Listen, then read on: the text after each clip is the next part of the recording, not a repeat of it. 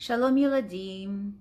Shalom means hello, goodbye and peace, and Yeladim means children. So today we are going to talk about Passover.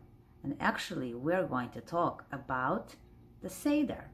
The word Seder means order. So during Passover we have a very special meal, and the name of the meal is called a Seder. We do things in a certain order. For instance, we start by washing our hands. Then we bless the candles. Then we drink the wine. Then we break the matzah and hide the piece for the afikomen, and etc. So today I'm going to talk actually about the Seder plate. It's a special plate that we place on our Seder table. And in here you can see one of my plates. And you can see it's very colorful. It has some spaces to put things in. So let's see, what do we have? In here there's a space for an egg. In here there's a space for a shank bone. Now, we all have eggs at home. If you don't have a shank bone, you can put a chicken bone. In here there's a picture of an apple, and it's for the haroset, which we're going to talk about soon. In here it says chazeret, which is the spicy herbs. Over here, actually, the spicy herbs. This is for the parsley, and this is for the maror, which is also, there's two spicy herbs on this plate for some reason. So this is one of my plates. I'm going to show you another plate.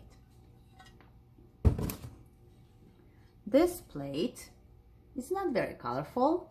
It says something in the middle. Can you see it? The gold right there. Can you guess what it says? It says Pesach. Can you all say Pesach? Pesach is Passover in Hebrew. And again, it has spaces for all those things. So in here it says horseradish, greens, haroset, bitter herbs, maror, zroa shankbon, and an egg. So that's another one of my plates. I have a little collection of plates. I'm going to show you another one. This plate actually right there is a plate that my daughter made when she was in preschool in Temple Dor Darim. Her name is Leah. She is 18 and she's a senior in high school, and she made it when she was 3 years old. Well, I think she had some help. So in here again we see a shank bone. This is, oh, fell out. This is the haroset. It's some kind of a colored red rice, I think. They made an egg out of a Play-Doh. They cut out a little brown root in here. So that's another kind of Seder plate. And what we're going to do now is I'm going to show you some of the real things we put on our Seder plate. Okay? So this is a real bitter herb. It looks like a white carrot. Now, if some of you don't have this at home, you can actually buy horseradish. You can buy it in Publix or any other grocery store.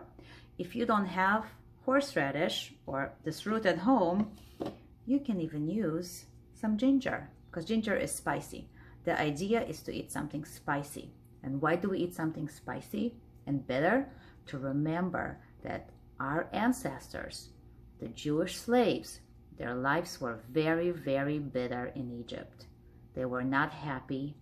They were very sad because they were slaves, and we eat matzah dipped in bitter herbs to remind us of their slavery. Another thing we have on our Seder plate is we have something green or some parsley. Okay, so parsley can be for a few things. Parsley reminds us of spring, and Passover is celebrated during spring, which is right now. Also, we take the parsley and we dip it in water with salt water, and then we eat it. And why do we eat parsley dipped in salt water? To remind us of the tears of the slaves. They were crying for help because they did not want to be slaves anymore. So we eat parsley dipped in salt to remind us of the slaves of the tears. All right, next, an egg. This is actually a real egg, and it's not cooked, and I'm doing this in my bedroom. It better not crack on me here. So we eat an egg to remind us that egg is also a symbol of rebirth. Okay, of rebirth, of Jewish people rebirthing and getting out of slavery. The egg is also reminds us of spring because new things are happening in spring. Okay, we have new crops, animals give birth, so spring, rebirth, trees are growing, fruit is growing. Also, we can eat something green like celery or parsley. We can eat it by itself or also dipped in salt, also to remind us of spring. Okay, and then we have a shank bone. So this is not a real chicken bone. This is just a toy one. And this is to remind us that with strong arm, God took the Jews out of Egypt. It wasn't easy for him. Okay, the Jewish people were slaves. Pharaoh did not want to let them go. So, where's my Pharaoh guy? Pharaoh would not let the Jewish people go. So Moses said to him, "Let my people go." And guess what? He did not let them go. It took 10 different plagues until he let them go. So it was with strong arm that God took the Jewish slaves out of Egypt. And that's why we eat a shank bone. Now, we also eat something called haroset.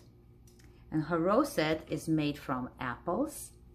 It is made from cinnamon and from nuts. We chop everything up.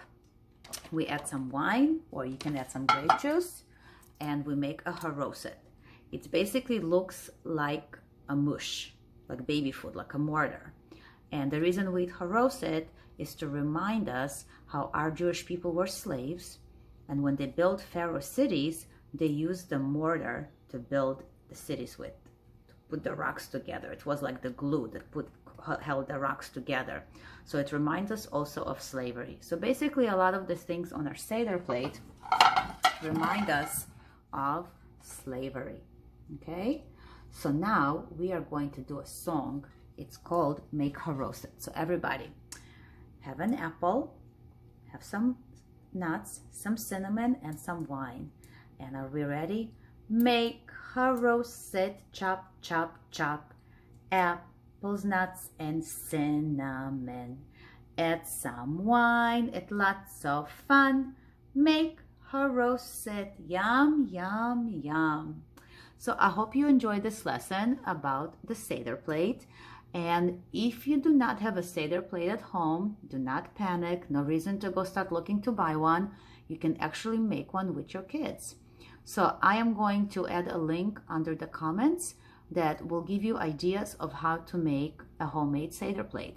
And the easiest thing, honestly, is to do something like this. You just give your kids a plate, like a sturdy plate. They can paint the inside. And then you can use muffin tins for the containers. And then you can get creative. So actually, with the muffin tins, you can actually use it for Passover and put it on your table. I hope you enjoyed this lesson, and we're going to meet again very soon. Shalom.